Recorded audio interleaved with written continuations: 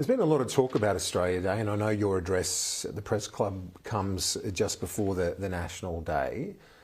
Cricket Australia isn't going to call the Gabba Test or make any reference to Australia Day, just treat it as any other day. What's your read on that, and what does Australia Day mean to you? Oh, look, Australia Day is a day when we reflect on who we are as a nation, where we give thought as well to how we can continue to make this greatest country on earth even greater in the future. We reflect on the fullness of our history. That includes First Nations people, that's 65,000 years of sharing this great continent with the oldest continuous culture on earth. But also, of course, we had January 26 commemorates the founding of the colony in New South Wales. But also in recent times, of course, multicultural Australia as well. It's a citizenship ceremony as always at the forefront on Australia Day, and they'll take place around Australia, people pledging their allegiance to Australia as a nation, to our values and our democratic traditions. That is really important, and so for me, I'll attend the national celebrations here. I'll then attend the Australia Day concert later in Sydney. And what's your reaction to Cricket Australia and its position on the Gabba? I think we need to stop looking for areas in which we can be outraged.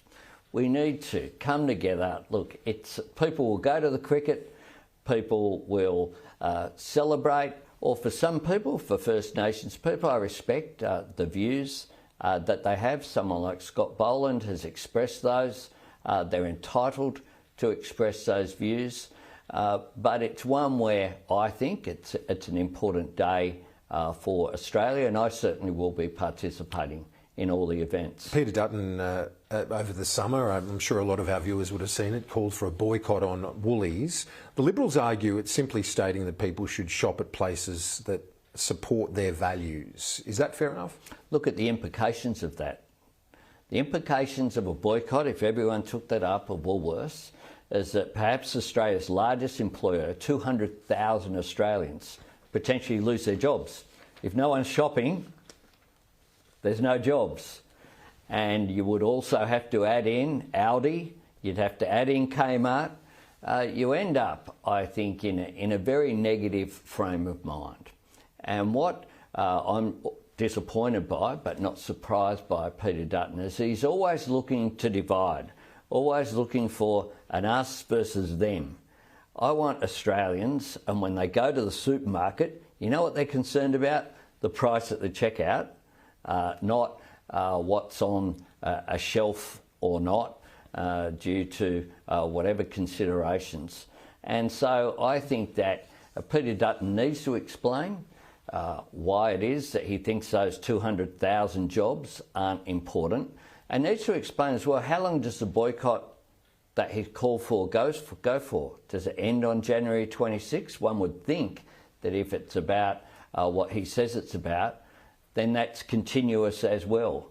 And I value those jobs and economic activity, particularly those in regional Australia.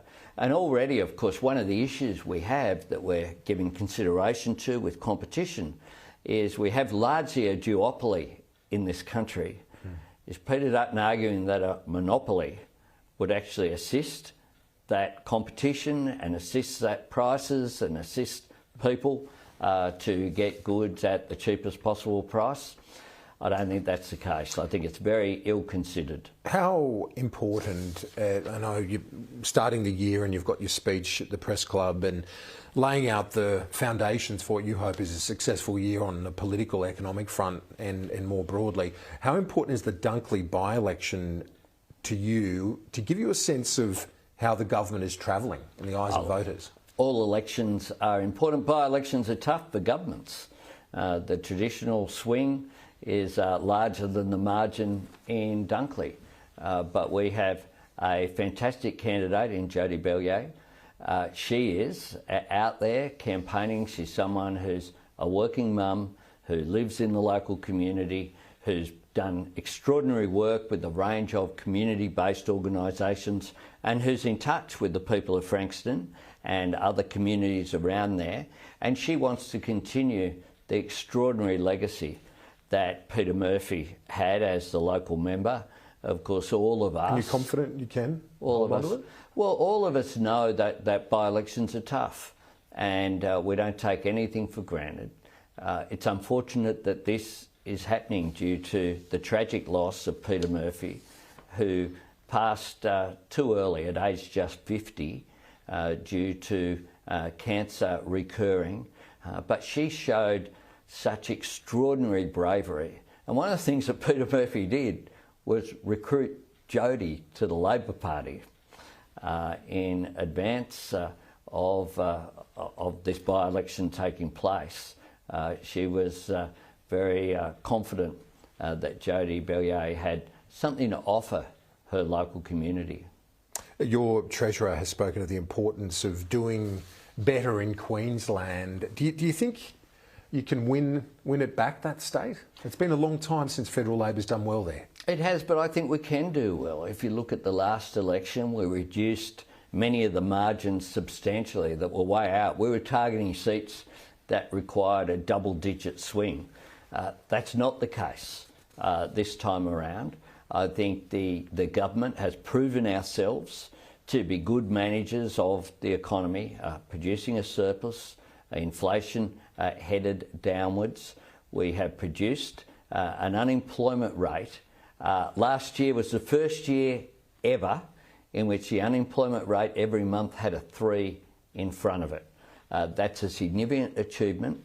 We're a government that's focused on regional economic development in the most regional of states, and we've shown ourselves as well to be there when Queenslanders have needed us to be, tragically because of the natural disasters that have occurred.